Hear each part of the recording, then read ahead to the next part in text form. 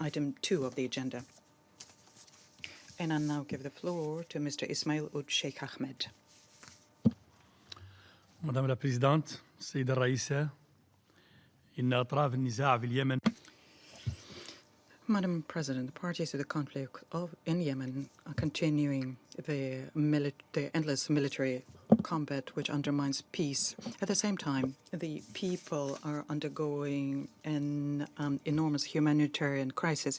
The fights continue and heavy firing continues in all directions, including in Tashrif, Beidaf, Haja, Sada, governorates and the border areas with Saudi Arabia. This escalation in the number of wounded amongst the civilians reflects the fact that all of the parties continue closing their eyes to the suffering of the civilians and to their commitments they have under humanitarian law.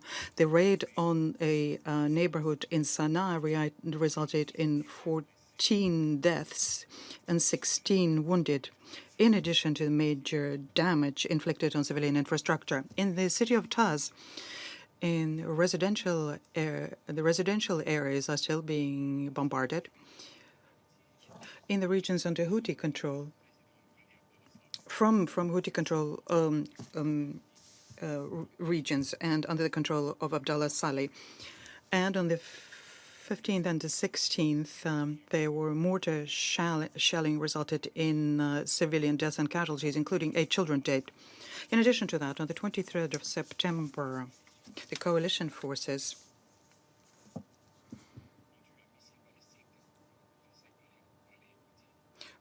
had a ballistic missile launched by the Houthi. This is the most recent threat caused by the Houthi, and this is a very serious and dangerous escalation. The resolution taken recently by the Human Rights Council aimed at supporting the National Human Rights Committee and putting together a group of experts to stop human rights abuses and violations of international law is a reflection of the commitment of the international community to take a step in order to enshrine its responsibility and put an end to these violations. We have called upon all of the parties and reminded them of their obligations as regards international law, especially when it comes to recruiting children, gender violence, and all other kinds of violence.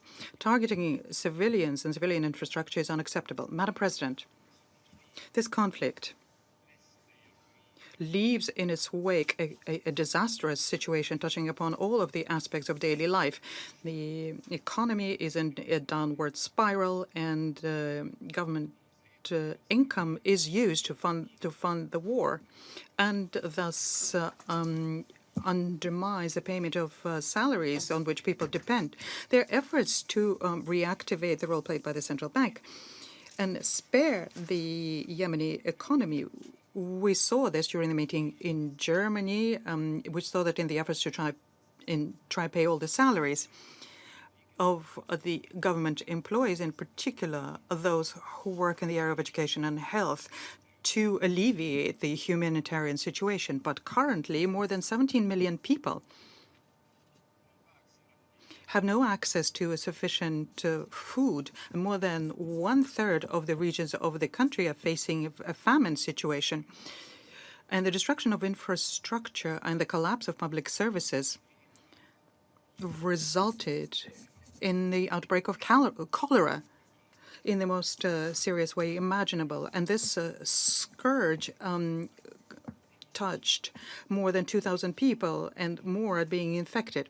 Generations and generations of Yemeni people are going to live with the consequences of this crisis, including famine, the lack of education, and economic collapse. And this picture will be even grim in the absence of a political solution.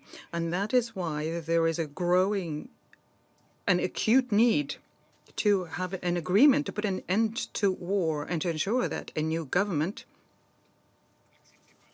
accepted by the Yemenis and approved and supported by the international community can start working.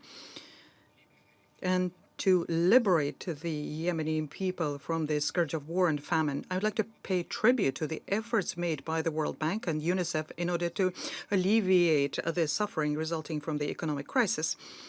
The first part of the financial assistance has already been provided to the most vulnerable Yemeni families.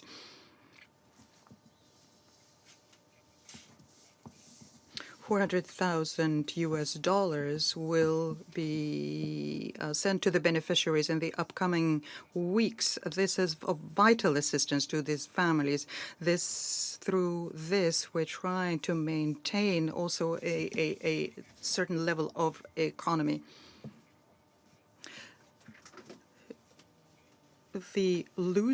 The people who lose in this fighting are the Yemeni people. They become poorer, whereas the leaders becomes richer and refuse a solution because they know that if they accept a solution, they will lose all control. The various parties have to make a decision to commit themselves to put an end to hostilities and move forward with peace, with global peace negotiations. They also have to find a common ground to relieve the effects of the conflict, hunger, disease, and increase their trust amongst each other.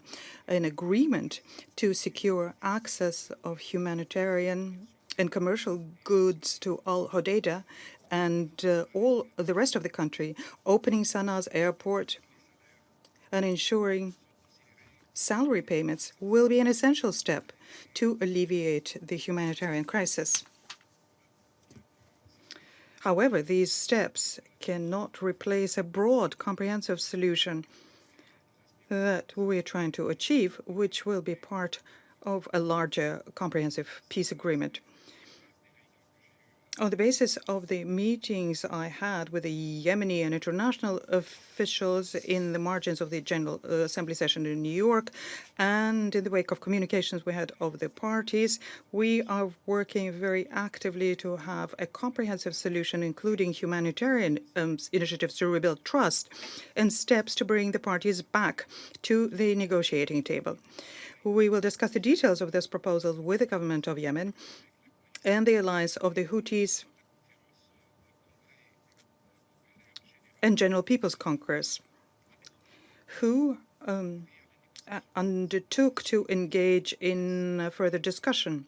And we hope that this commitment will be translated into action and result in a peaceful political solution. Madam President, the most dangerous aspect of the war is when people become used to a war going on. We need to put an end to bloodshed.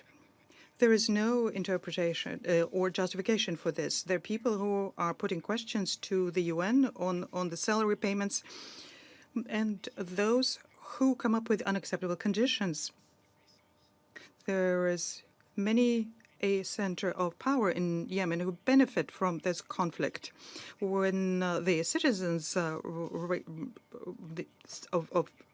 Yemen are living in impossible conditions, the people of Yemen are hoping for the end of this conflict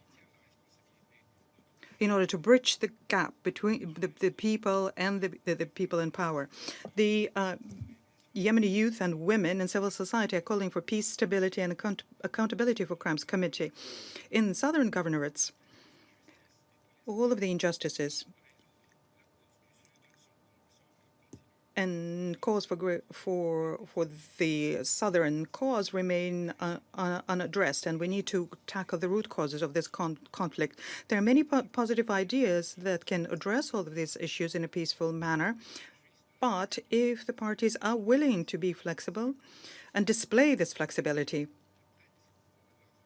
and listen to the people, if they do not do that, the situation will continue worsening as well as a terrorist threat. The United Nations will utilize all its political, logistical, administrative, and advisory facilities to support the Yemeni people.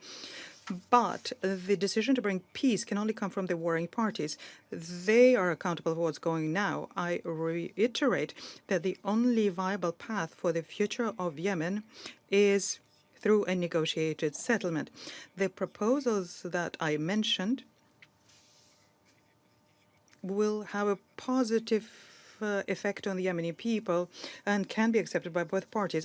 Finally, I request the esteemed Council to use all of its political and economic power to exert pressure on all parties to commit to a path of peace. All of the parties must come out of their past entrenched position and put an end to hostile rhetoric. And instead of fighting over Yemen, let us cooperate for the best interest of the country. Thank you, Madam President. I thank Mr. Ould Cheikh Ahmed for his briefing.